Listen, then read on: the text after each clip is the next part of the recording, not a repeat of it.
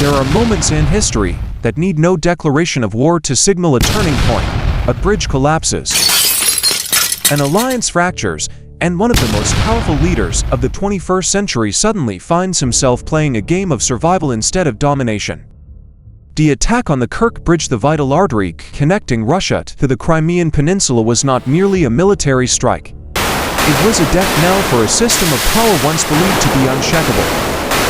At the same time, as the United States and its Western allies unleashed political firepower on the Kremlin's close partners from Belarus to Iran, from Syria to the Eurasian nations that once leaned toward Moscow, the world is witnessing a multi-layered war that far exceeds the borders of Ukraine. In this chess game, Vladimir Putin, the man who once cast himself as the architect of a new global order, is now struggling to withstand both visible and invisible blows, brutal combat, crippling sanctions, and a growing psychological unraveling within Russia itself. So what is really happening? Why did the collapse of the Kerch Bridge shake the foundation of a superpower? What moves are the United States and its allies making? And most importantly, does Putin still have a path forward? Let us now dive into the following analysis, where the interwoven layers of war, politics, psychology, and strategy reveal themselves piece by piece, painting a portrait of a shifting world order and of a Putin slowly losing his once absolute grip on power.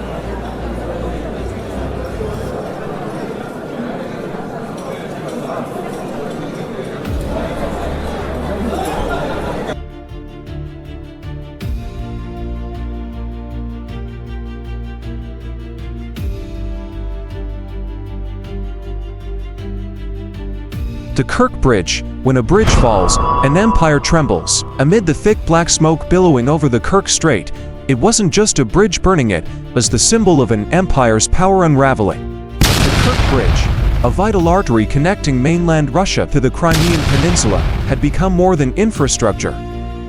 It was the lifeline of Russia's southern military operations, a geopolitical statement, and a personal trophy of Vladimir Putin, now engulfed in flames. Since its construction in 2018, the bridge was never merely a transportation project. It stood as a political declaration built with concrete and steel. In the face of international condemnation over Russia's 2014 annexation of Crimea, Putin responded with defiance, constructing a 19-kilometer bridge across the sea, physically linking Russia to what he called a forever reunited land. On Inauguration Day, he personally drove a truck across the bridge under the watchful eyes of state media, beaming with pride. It wasn't just a ribbon-cutting ceremony, it was a message to the world: Crimea is Russian, period. But that message made the bridge a high-value symbolic target. In war, nothing begs to be struck like a symbol. And when a thunderous explosion shattered the night and a section of the bridge collapsed into the sea, it wasn't only traffic that was disrupted, it was the severing of Russia's strategic logistics line. A direct blow to its battlefield capabilities, and a deep cut into the myth of Putin's invincibility. From a military standpoint, the Kerch Bridge was a critical supply route. Weapons, ammunition, fuel, food all moved through this artery to reach Crimea, then onward to fronts like Kherson and Melitopol. The moment it was struck, this logistical system bled like a slashed vein, throwing Russia's southern operations into disarray. Supply convoys had to reroute through riskier, less efficient paths, wasting time, resources, and momentum. But the most devastating impact was not logistical, it was psychological and political. The bridge wasn't just concrete, it was Putin's claim of dominion made tangible. Its destruction screamed a clear message: what you believe to be sacred, we can reach. We can destroy. It was a public humiliation, one that even the Kremlin's powerful propaganda machinery struggled to contain. Footage of the damaged bridge spread rapidly online. Flames, smoke, shattered pavement, these were not just visuals, but new symbols of Russia's vulnerability. For ordinary Russians, doubts began to surface. If even this invincible structure can be hit, is anything safe anymore? For Ukraine, the moment marked a strategic and symbolic triumph. They didn't need to retake Crimea to undermine Russia's control, they only needed to prove it was not untouchable. By striking the Kerch Bridge, Ukraine shattered the illusion of Russian omnipotence and dealt a severe blow to the credibility of Moscow's territorial claims. On a broader scale, the event exposed flaws in Russia's strategic thinking, over-reliance on a single supply line, blind faith in the perceived invincibility of its projects, and underestimation of Ukraine's asymmetric capabilities. Yes, the Kerch Bridge was an engineering marvel, but in modern warfare, one drone, one missile, can turn even marvels into rubble. This wasn't just a tactical attack, it was a verdict on Russia's military strategy in southern Ukraine. It spotlighted weak points in supply chains, cracked the myth of Putin's unshakable authority, and eroded frontline morale. Like a scalpel to the wrist, simple, precise, and unstoppable bleeding. When the bridge collapsed, what sank beneath the waves wasn't just steel and concrete. It was also Russia's perceived dominance, fragile, exposed, and increasingly isolated in a conflict it once thought it could dictate.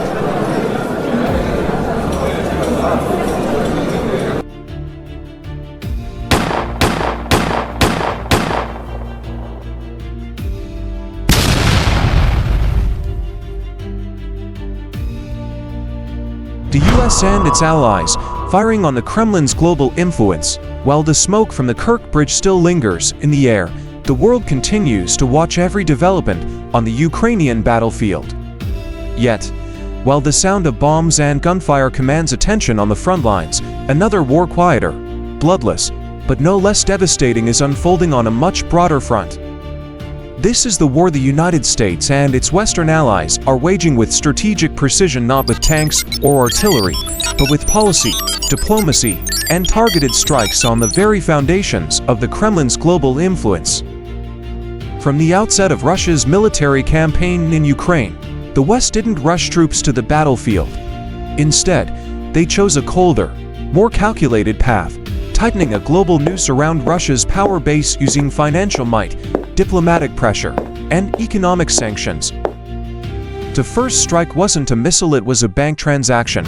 Russian financial institutions were swiftly ejected from the SWIFT international payment system, paralyzing cross-border trade. The ruble plummeted. The Moscow Stock Exchange trembled. Western corporations fled the Russian market. The assets of oligarchs close to Putin were frozen: luxury villas, super yachts, and hidden bank accounts in Switzerland, Monaco, London, all locked down. These weren't just punitive measures, they were precision strikes against the support structure that props up the Russian regime. But the economic sanctions were just one part of a larger playbook. The US and its allies also aimed their focus at Russia's network of loyal partners, countries that had long stood as Moscow's allies or friendly neutrals. Belarus, Iran, Syria, North Korea. One by one, these states came under increased Western pressure, both publicly and behind the scenes. New sanctions were imposed, aid was cut. Diplomatic ties were chilled, and always, the same unspoken message was delivered: if you stand with Russia, you will stand alone. This strategy doesn't explode buildings, but it breaks down alliances. As Russia's circle of friends shrinks and wavers, even the strongest power struggles to stay afloat. Even strategic partners, like China and India, have grown more cautious, avoiding open support and minimizing sensitive trade. Their cooperation with Russia has become measured, hesitant, and risk-averse, rather than ideological or unconditional. From once being a global power center, Russia is now increasingly isolated, reactive, and uncertain of its place in a rapidly shifting world order. The most potent part of this war, however, lies in its psychological impact, not just on the Russian leadership, but on its people and on the international community. Each time a global brand exits Russia, each time a country denounces the war, each time a long-standing ally steps back, a tiny crack forms in the illusion of Russian dominance. Tower built over decades is slowly chipped away, not by bombs, but by eroded confidence. Meanwhile, the United States and its allies are no longer playing defense. They are shaping a new global architecture, one in which Russia is no longer the central player. NATO expands. New defense pacts are signed. Weapons and aid flow into Ukraine without pause. Intelligence is shared seamlessly across borders. This is not a reaction, it is a deliberate, coordinated shift in power. Putin once dreamed of rewriting the map of Europe with tanks. But in reality, the world is now rewriting the rules of engagement, and Russia is no longer holding the pen. Its influence doesn't vanish overnight, but it bleeds, minute by minute, policy by policy, a lie by a lie. People often imagine war as explosions and rubble. But sometimes, the most brutal strike makes no sound.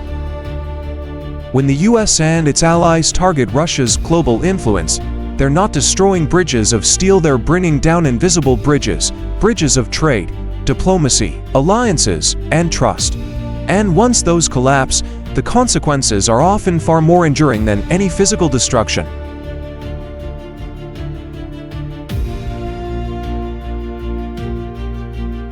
Putin. Is he truly running out of options? For nearly 2 decades, Vladimir Putin crafted the image of a strongman leader, the one who pulled Russia out of the post-Soviet chaos and restored its place as a global power.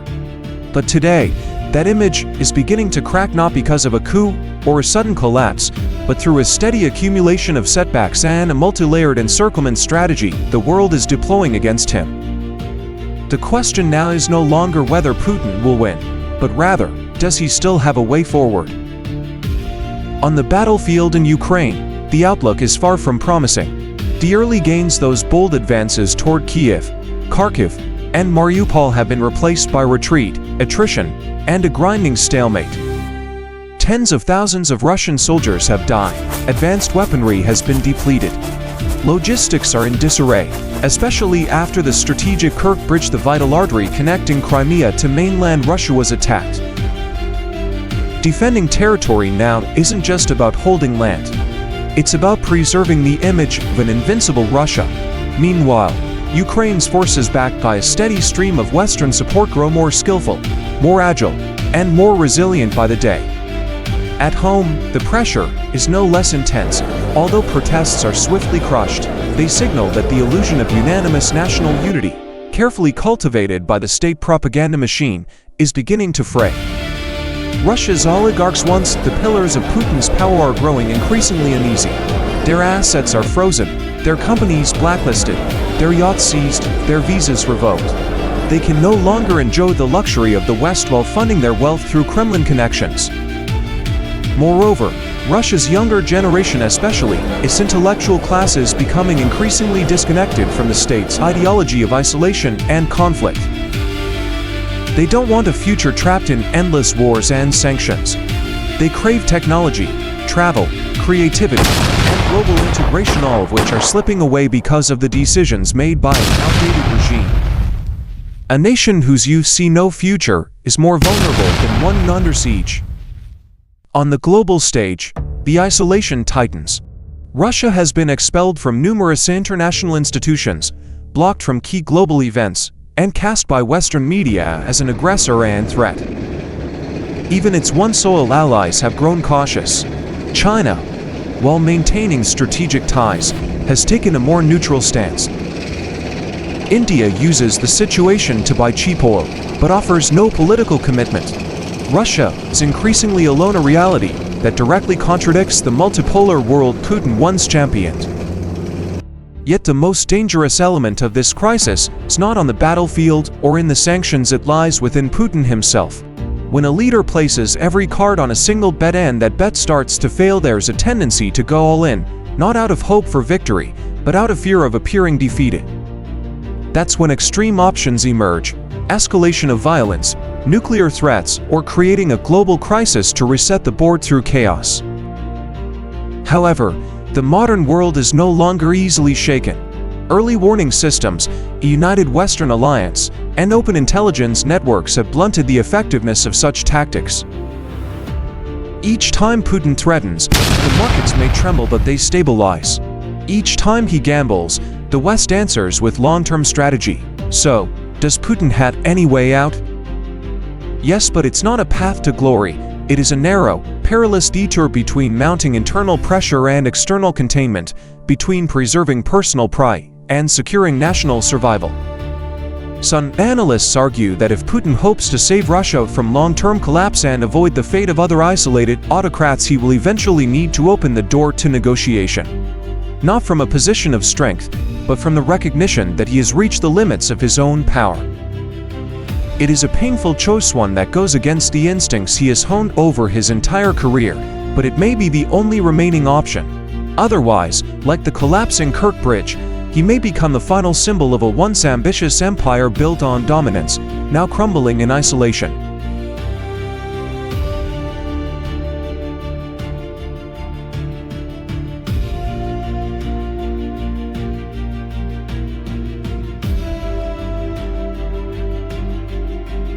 Psychological warfare, a strike at belief without bullets. In the history of modern warfare, there are conflicts not decided by how many bombs are dropped or how many kilometers of territory are seized. Instead, they are shaped by an invisible war within the mind where confidence, perception, pride, and fear become the sharpest weapons. The war in Ukraine is a textbook example of psychological warfare in the 21st century. And the primary target of this campaign is none other than Vladimir Putin and the power structure he has built over the last 2 decades. From the early days of the invasion, Russia crafted a narrative that it was unbeatable. State propaganda repeated messages that the special operation would last just days, that the Russian army was among the strongest in the world, and that Ukraine was a minor obstacle. But as time passed, the battlefield exposed the cracks in that narrative. Ukraine, with support from the West, not only held its ground but launched successful counterattacks, reclaimed territory, and struck critical Russian infrastructure. The attack on the Kerch Bridge was not just a logistical blow, it was a strike at the deep-seated belief among Russians that their nation was strong, untouchable, and immune to harm. Ukraine, with sharp strategic awareness, understood one truth: in an uneven war, damaging the enemy's confidence can be as powerful as winning a military battle. Every strike on symbolic targets, the Wagner HQ, military airbases, and the Kerch Bridge delivered a clear message. We can reach what you think is untouchable. Anxiety spread within the Russian army. Rear positions were no longer safe. Commanders lost sleep. Soldiers became uncertain. Civilians began to question the narrative.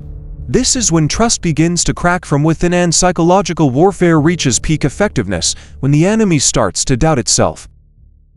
Yet, the battlefield is not the only arena. Psychological warfare is waged in headlines, in viral images, in presidential speeches, in NATO briefings. In a world where information spreads by the second, a well-timed statement can have the impact of a missile strike. President Zelensky isn't just leading the military, he's shaping global sentiment.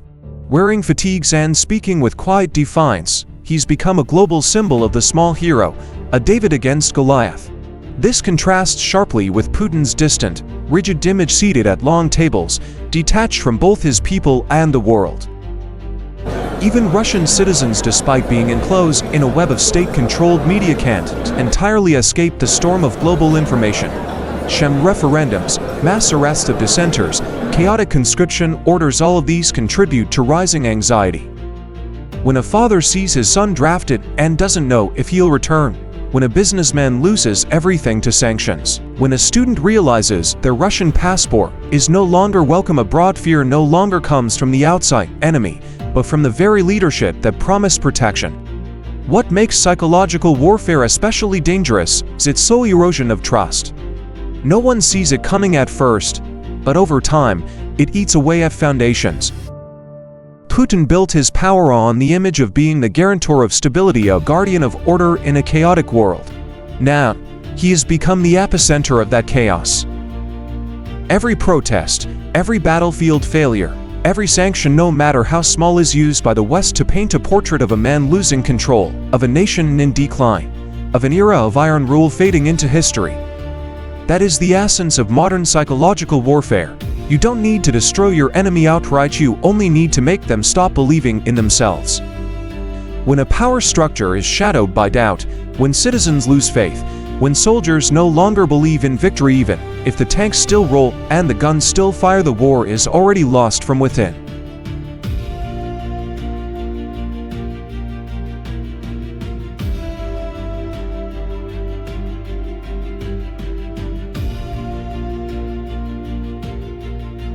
Possible consequences ahead. when the spiral of crisis hasn't stopped. When an empire is wounded, it doesn't just bleed on the battlefield, it hemorrhages politically, economically, socially, and psychologically. The war in Ukraine is no longer merely a border conflict, it has become a geopolitical earthquake, shaking the very pillars of Russian power. And while the fighting continues, the ripple effects are growing clear not just for Putin's government, but for Russia, Europe, and the global order as a whole. First and foremost, militarily, Russia may resort to increasingly desperate escalations. Cornered on the battlefield, the Kremlin might lash out with intensified retaliation, perhaps expanding airstrikes on Ukraine's civilian infrastructure, even threatening the use of non-conventional weapons. Strikes on power plants, water systems, or cities far from the front lines could serve as acts of rage rather than strategy. That such moves would only deepen Russia's pariah status, reinforcing its global image as an aggressor and pushing the international community toward even harsher isolation. Second, domestically, internal pressure is mounting steadily as economic sanctions begin to bite deeper into everyday life. Inflation is rising, goods are becoming scarce, and access to modern technology is increasingly restricted due to trade bans. Russian society is growing fatigued. The middle class and intellectual elite, once symbols of Russia's modern revival, are becoming disillusioned. This quiet dissatisfaction, if left unresolved, could lead to political tremors in the near future. Third, Russia's traditional allies and strategic partners are reevaluating their positions. Countries like Belarus, Kazakhstan, and others in Africa or Latin America, long reliant on Russian energy or arms, are beginning to hesitate. Aligning too closely with Moscow may now come with economic or diplomatic risks from the West. As Russia's influence and support capacity diminish, these countries may pivot toward alternative powers such as China, the US, or the EU, causing Moscow to lose valuable geostrategic ground. Another consequence lies in the long-term erosion of Russia's global credibility. For decades, Russia was seen as a heavyweight on the world stage, a permanent UN Security Council member and a key player in managing global hotspots. But the Ukraine war has exposed weaknesses in military command, logistics, and an over-reliance on propaganda over performance. Once viewed as a formidable challenger to the West, Russia is now increasingly perceived as a power in decline, disoriented, vulnerable, and unreliable. Even if the war ends, its aftermath will not be easily repaired. The image of Russia as a proud nation with deep culture and history is being replaced by one of isolation, sanctions, and war. Rebuilding international trust will take far more than press releases or staged public statements. It will require an entirely new generation of leadership, a new vision, and a long, painful process of reconciliation grounded in transparency and peace. Perhaps the most profound consequence lies with Vladimir Putin himself. Even before the war ends, he has lost the most precious asset the leader can possess, the aura of unquestionability. Once hailed as the architect of a new Russia, he is now the subject of a new, unrelenting question. Is all of this a miscalculation or the inevitable outcome of an outdated, authoritarian mindset? And if he's the one who led his country into this dead end, who among his inner circle, his people, or the world will trust him to lead them out?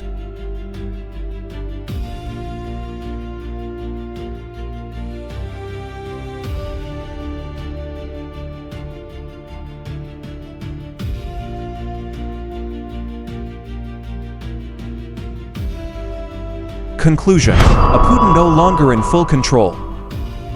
For more than 2 decades, Vladimir Putin stood as the embodiment of absolute power in Russia, a man who seemed to control everything, from foreign policy to what appeared on state television. He wasn't merely a leader, he was the face of post-Soviet Russia, strong, decisive, and untouchable. But the war in Ukraine has opened a completely different chapter, not only in international history, but in Putin's own power narrative. This is the chapter in which Putin is no longer in control of everything.